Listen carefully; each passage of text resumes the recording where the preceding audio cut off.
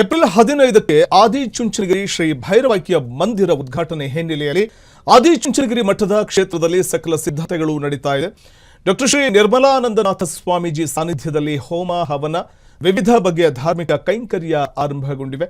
April 15ರಂದು ಶ್ರೀಗಳ ಗದ್ದುಗೆ ಉದ್ಘಾಟನೆ ಆಗಲಿದೆ. ಪ್ರಧಾನಿ ನರೇಂದ್ರ ಮೋದಿಯವರು ನೂತನವಾಗಿ ನಿರ್ಮಾಣವಾಗಿರುವ ಶ್ರೀ ಗುರು ಭೈರವೈಕ್ಯ ಮಂದಿರ ಉದ್ಘಾಟನೆ ಕೂಡ ಮಾಡ್ತಾರೆ. ಸೊ ಪ್ರಧಾನಿ ಆಗಮನದ ಹಿನ್ನೆಲೆಯಲ್ಲಿ ಜಿಲ್ಲಾಡಳಿತದಿಂದ ಸಕಲ ಸಿದ್ಧತೆಗಳನ್ನು ಮಾಡಿಕೊಳ್ಳಲಾಗಿದೆ.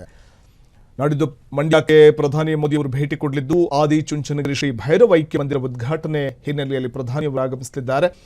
ಹೀಗಾಗಿ ಆದಿಚುಂಚನಗಿರಿ ಮಠದ ಕ್ಷೇತ್ರದಲ್ಲಿ ಸಕಲ ಸಿದ್ಧತೆಗಳು ಕೂಡ ನಡೀತಾ ಇದೆ.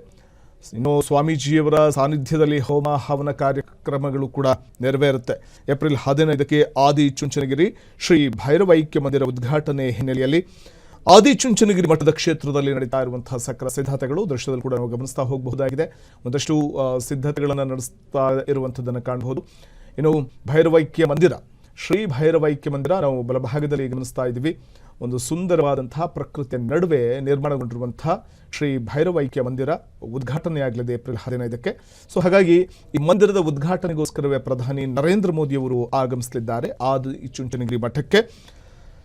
ಸೊ ಹಾಗಾಗಿ ಸಕಲ ಸಿದ್ಧತೆಗಳನ್ನು ಅಲ್ಲಿ ಮಾಡಿಕೊಳ್ಳಲಾಗ್ತಾ ಇರುವಂಥದ್ದು. ಇನ್ನು ಜಿಲ್ಲಾಡಳಿತ ಕೂಡ ಈ ವೇಳೆ ಮುತುವರ್ಜಿಯನ್ನು ತೆಗೆದುಕೊಂಡಿರುವಂಥದ್ದು, ಸಿದ್ಧತೆಗಳನ್ನು ಮಾಡಿಕೊಳ್ತಾ ಇರುವಂಥದ್ದನ್ನು ಗಮನಿಸಬಹುದಾಗಿದೆ.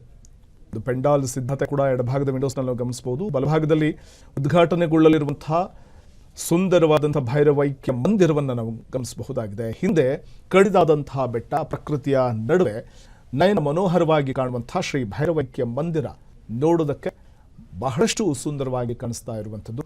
ಮತ್ತು ಆ ಮಂದಿರ ಉದ್ಘಾಟನೆಗೋಸ್ಕರವೇ ಅಲ್ಲಿ ಸಕಲ ಸಿದ್ಧತೆಗಳನ್ನು ಕೂಡ ಮಾಡಿಕೊಳ್ಳಲಾಗಿದೆ.